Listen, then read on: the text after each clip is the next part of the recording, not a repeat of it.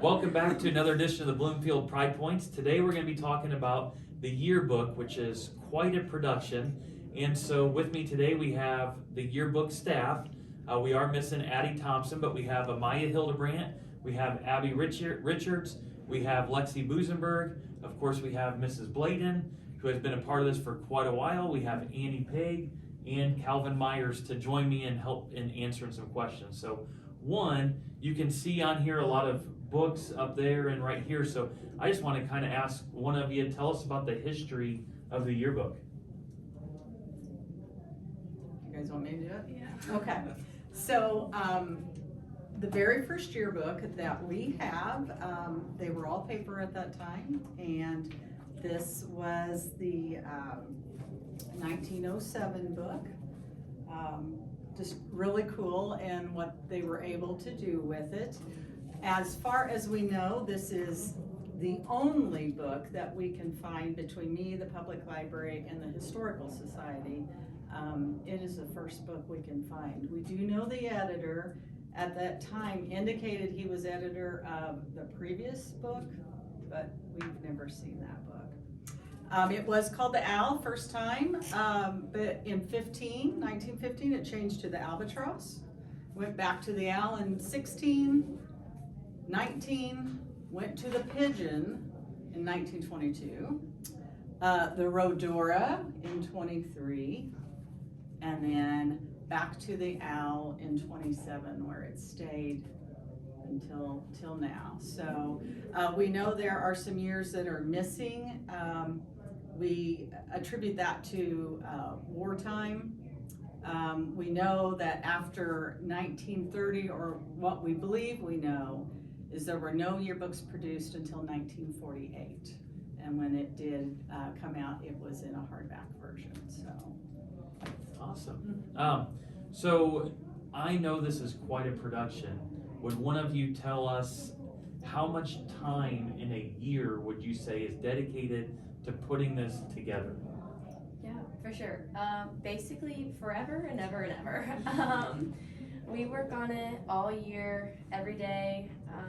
Usually, I mean, sometimes longer, sometimes we have people that stay after school and work. Like if you're just in the flow that you just keep going. But baseline, we work on it for about an hour every day. Throughout the whole year. Mm-hmm.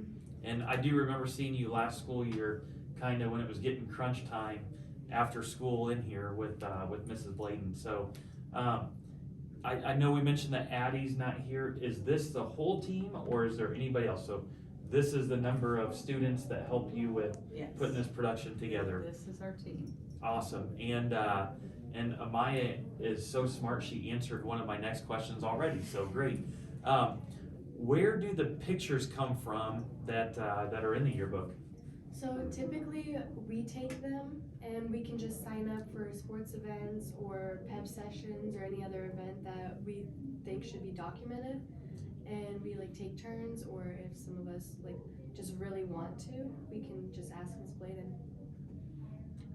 And I've seen you at events, Abbi, taking some pictures, and even some away events, Yeah. which shows the dedication to getting those pictures taken, so thank you. How about who writes the summaries that we see, or the recaps that we see on the different pages? So it's just different members on the staff. We get assigned pages and we get to make it kind of our own. And that's important because it shows what we think is important. And then we write the summaries too, which is important to show other people what was happening in the school year and what we believe should be said about it. I like it. And so I know we got some computers over here and we're in a digital age. So what computer program do you guys use to put it all together? Like the pages, the format, and getting it to fit in there?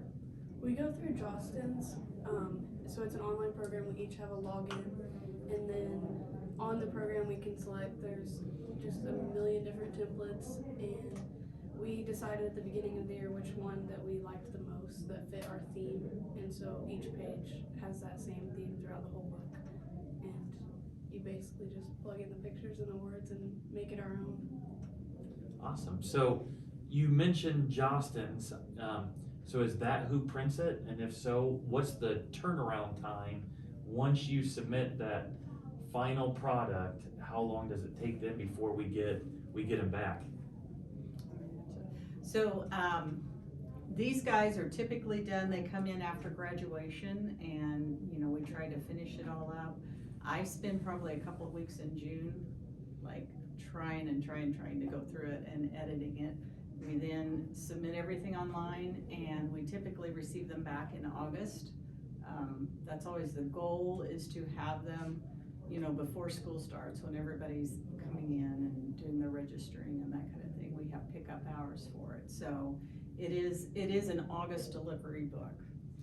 So you mentioned after graduation, but we also have some sports teams that are competing in the spring, with track, tennis, baseball, and softball. If one of them were to win or just finishing the season, is that all on you, or have the students typically come back in? They come back in, and Awesome. Again, they're one of the things that we talk about, and I think that everybody gets this once you start working on it, is you're recording the history of the school year, and so you do take that on.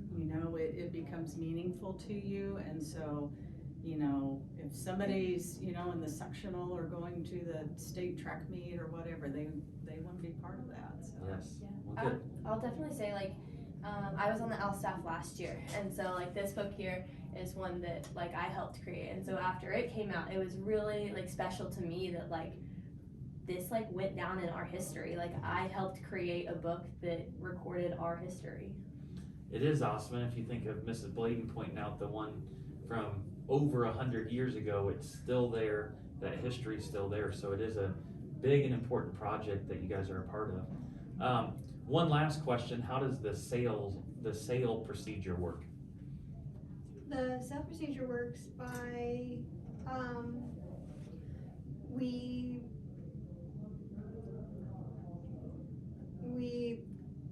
start advertising. We do start with When advertising. the books come in. We start with advertising, and through advertising we bring in customers who are advertised in the book. Them being advertised can bring in more people who want to, see, oh look, this is here. We're part of the history of the school. So yeah, we email information out to all the parents. We post it on social media, and we do really try to get the word out that they're here, and throughout the year. The thing is, in August, it's the cheapest price it's going to be. They always run a special, and you can buy them up until towards the end of the year. So we do try to, and Jostens, I know, sends out emails and that kind of thing. So yeah. Well, thank you each for being a part of this, and thank you for watching another edition of the Bloomfield Pride Points.